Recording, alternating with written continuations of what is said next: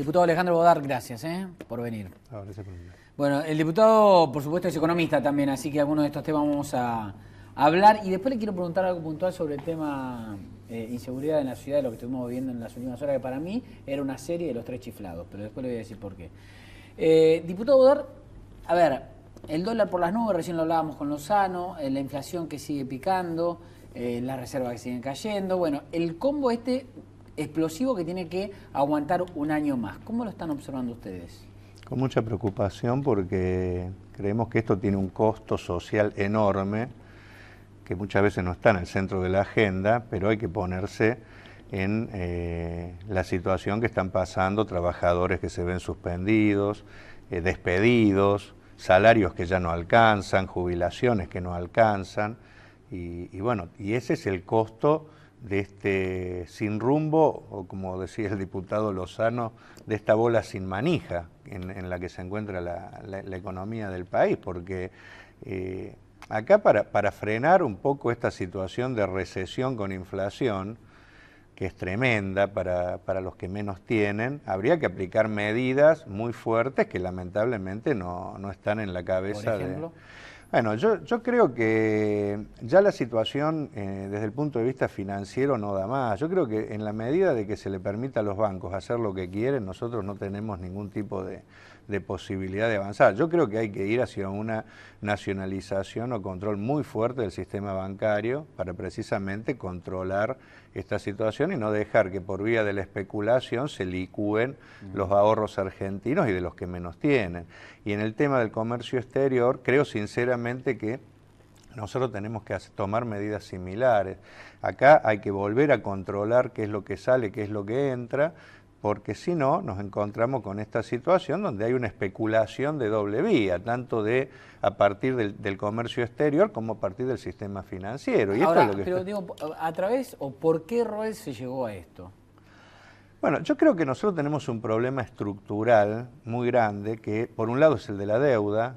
Nosotros no hay ningún negocio que pueda funcionar si usted todo lo que produce, la ganancia de un país, no le alcanza todos los años para pagar los intereses de una deuda que usted tiene. Nosotros tenemos, o sea, ¿qué economía puede funcionar, una economía familiar, si gana 10.000 y tiene que pagar 15.000 por año? O sea, no hay ninguna. Y bueno, y esta es un poco la historia de este país. Nosotros estamos atados a este tema de la deuda externa, que se ha consumido todos los ahorros, toda la ganancia del país, detrás del cual está la desindustrialización y están los grandes bolsones de pobreza, y es una deuda que mientras más se paga, más se debe. Yo hago un cálculo siempre tomando un dato de la presidenta. La presidenta ha dicho que desde que asumió Néstor Kirchner hasta ahora hemos pagado 193.000 millones de dólares. Ahora, lo que no dice es que cuando asumió la presidencia debíamos 170.000 millones. ¿Cómo puede ser? Si debíamos 170.000, se pagaron 193.000 y todavía debemos cerca de 300.000. O sea, es una cosa Pero a ver, yo la escuchaba a la presidenta, lo escuchábamos a Néstor Kirchner. Uno escucha al kirchnerismo decir, se pagó todo. Ahora estamos sin ningún tipo de problema, le pagamos al Fondo Monetario. Bueno, al Fondo Monetario sí. Pero digo, como si no debiéramos nada. No. Y la otra es, bueno, está bien, ¿y qué hacemos? ¿No pagamos? Bueno, yo primero, con relación al kirchnerismo, ha tenido sí una virtud que ha logrado desplegar un doble discurso tremendo, porque mientras decía una cosa hacía la opuesta, y durante un tiempo la gente creyó, porque entraba mucho dinero al país, alcanzaba mínimamente para que la situación no explotara, pero eso ahora se está terminando, porque bueno, en concreto, despidos, suspensiones, bajos salarios, la gente empieza a mirar más lo que se hace que lo que se dice.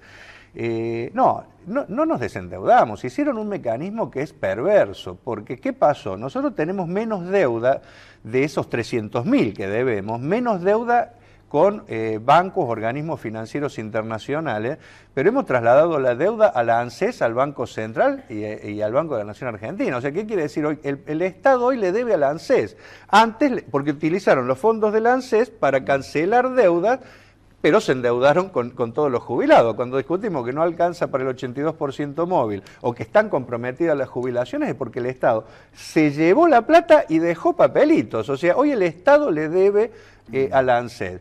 Eso yo no creo que sea desendeudamiento. Lo que ha pasado es que se ha hecho un desfalco de los fondos de los jubilados. Lo mismo ha pasado con el Banco Central. Por eso nosotros tenemos parte de nuestras reservas, son papeles que el día que hagan falta hacerlos efectivos, ahí nos vamos a ver con problemas. El país debe más que antes. El problema es que ha habido un cambio en la composición interna de la deuda que ha pasado de ser con organismos internacionales, en gran parte ha pasado a estar con instituciones del Estado argentino dineros que nunca se tendrían que haber tocado.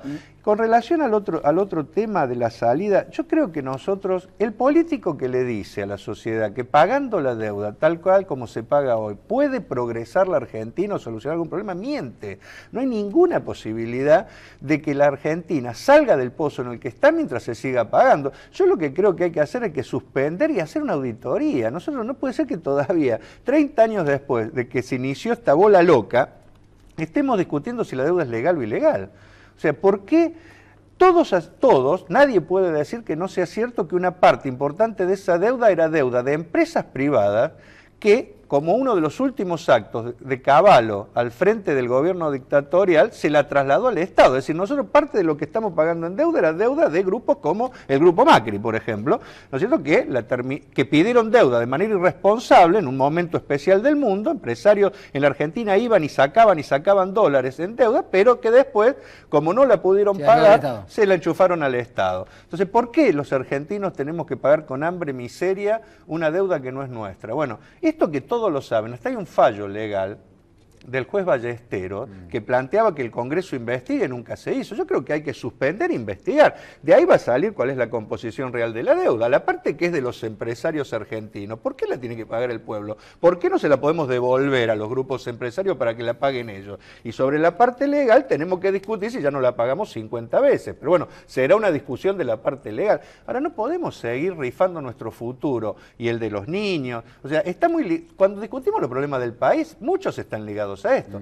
Entonces, un país que en estos años hizo que se le fugaran por la parte de la deuda 193.000 millones, la fuga de capitales se calcula que es de 80.000 millones más. Yo me pregunto, ¿qué país puede salir adelante con semejantes niveles con semejante mochila?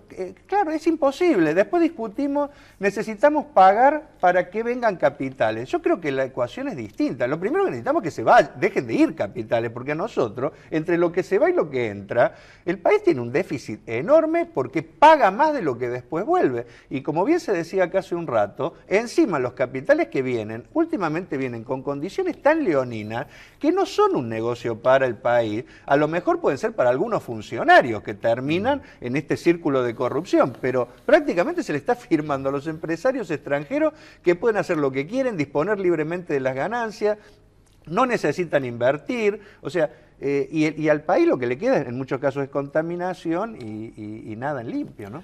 Salimos de la economía, nos metemos en la política y en la ciudad de Buenos Aires. En las últimas horas volvimos a ver un escenario y una escena muy conocida y repetida en los últimos tiempos, que es la miseria de la política, cómo emerge a la superficie cuando, digamos, a ver, gobiernos de distinto color, gobierno nacional, gobierno de la ciudad, empiezan a disputarse la política en desmedro de la gente. La Metropolitana, la Policía Federal y Bernie, los tres como los tres chiflados, golpeándose la cabeza de los delincuentes que andan dando vuelta. Veíamos el caso del motochorro que robó al turista extranjero que anda por ahí, que nosotros le tendríamos que decir que se presente, por favor, el motochorro, que nos cuente qué fue lo que pasó, para por lo menos entrarnos, si después va a salir de vuelta, no vamos a hacer nada, los jueces lo van a dejar otra vez libre. ¿Cómo se soluciona esto? ¿Cómo se soluciona? Porque pareciera que si el gobierno nacional es de un color y el gobierno de la ciudad de otro, no hay solución. Bueno, sí, después tenemos incluso un problema mayor, porque hay inseguridad en la provincia de Buenos Aires y en la capital, es decir, o sea, gobierne un color u otro, los problemas de inseguridad son altísimos, por lo tanto, está mostrando una incapacidad grande de los dos gobiernos por solucionarlo, y evidentemente después hacen hasta juego político, mientras en el medio está la gente y se tiran la pelota de un lado para el otro, mientras que la gente es la que sufre las consecuencias. Yo creo que hay un primer elemento para discutir seguridad. Si nosotros no tenemos una política activa de inyectar el dinero que haga falta para sacar de la marginalidad al 1.200.000 jóvenes que no trabajan, no estudian y no tienen ningún tipo de perspectiva de salir adelante, no va a haber ningún plan de seguridad que pueda funcionar. Porque hay un bolsón de jóvenes que es presa muy fácil de los grandes grupos delictivos que no viven en los barrios pobres, muchos pueden llegar a vivir en Puerto Madero, pero que utilizan esa situación para... Volvemos a lo de antes, ¿no? La plata que falta. Bueno, exactamente, porque si nosotros en vez de esta fiesta de regalar nuestros recursos los invirtiéramos ahí, esa es la primera política de seguridad para mí, sacar esos pibes de esa situación.